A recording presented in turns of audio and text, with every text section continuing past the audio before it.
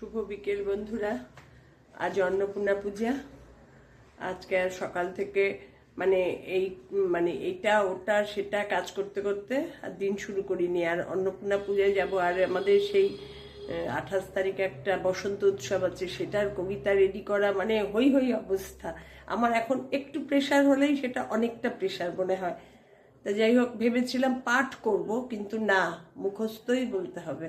তা সেই জন্য আর হয়নি।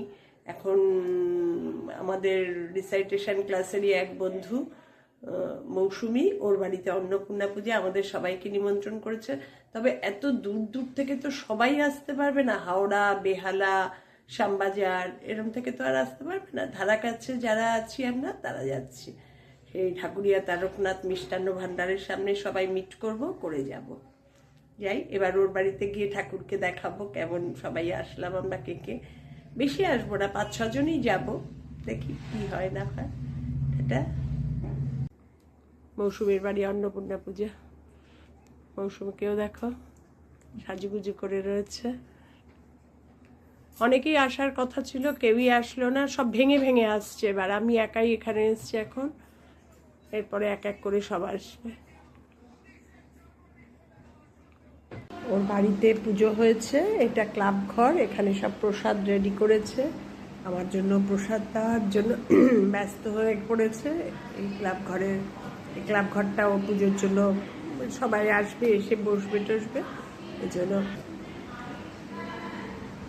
কি ভালো লাগে না পুজো হলে বাড়িতে, কি ব্যস্ত, কি এখন শাড়ি পরবে, শাড়ি পরতে গেল, সব লোকজন আসবে।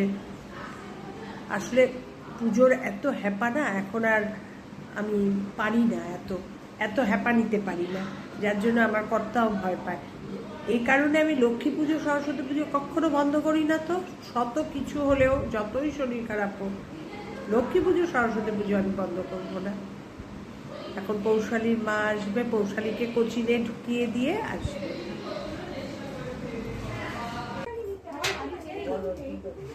ঠাকুরের এখন আরতি হচ্ছে।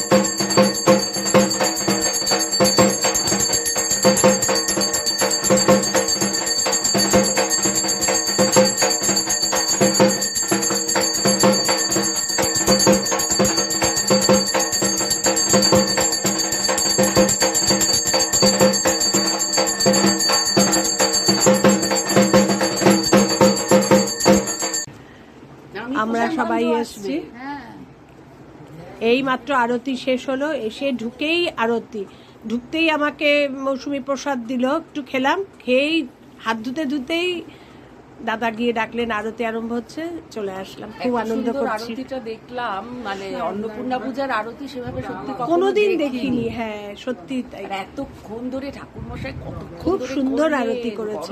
আমাদের অনেক পুরনো ঠাকুরমশাই, অনেক আমাদের সাবেকি যে শাশুড়ির আমলের ঠাকুরমশাই উনি করেন, তো ওই জন্য ভীষণ ভালো হয়। মৌসুমী বিন্দাস আছে, শনিবারের কোনো চিন্তা নেই ওর। আমাদের শনিবারের চিন্তা নিয়ে ব্যস্ত, তাই বললাম মৌসুমীকে, বললাম তোমার চিন্তা করতে হবে না, তুমি ঠাকুর নিয়ে কিছুক্ষণ থাকো।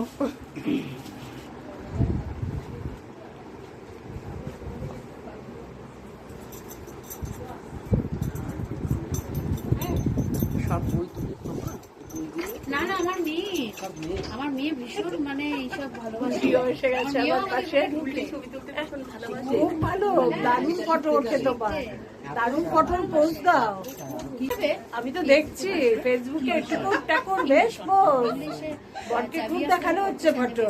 না না বরকে ব্লক করে PhD করতে চেষ্টা করবে, প্রফেসরটারই আপ্রাণ চেষ্টা করছে। আর আমার মেয়ে ড্রয়িং শেখায়। অন্নপূর্ণা পূজায় মৌসুমীর বাড়ি গেছিলাম না, ওদের তো প্রচন্ড ছোট জায়গা, তার মধ্যেও এত সুন্দর পুজো দেখলাম না গো। তাই জন্য অল্প অল্প করে সবাইকে প্রসাদ আর একটু খিচুড়ি আর মিষ্টি দিয়ে একটু ফল এরম দিচ্ছে, আর সবাইকে একটা করে প্যাকেট দিয়ে দিয়েছে। এই দেখো পোলাও, ধোকার ডালনা, পায়েস আর একটা করে মিষ্টি। এই বাড়িতে আসলাম, তাই তোমাদের সঙ্গে প্রসাদটাও শেয়ার করলাম, খুব আনন্দ লাগলো গো। আজকে অন্নপূর্ণা পুজোর আমি ফার্স্ট এতক্ষণ ধরে অন্নপূর্ণার দিন। আজকে ভিডিওটা এখানেই শেষ করলাম। মৌসুমীর বাড়ির সমস্ত পুজোর একটু আধটু তোমাদের পারলাম শেয়ার করলাম। আমি, পত্রলেখা, পৌশালী আর পৌশালীর মা, আমরা এই 4 জনে গেছিলাম। খুব ভালো লাগলো। টাটা, শুভরাত্রি।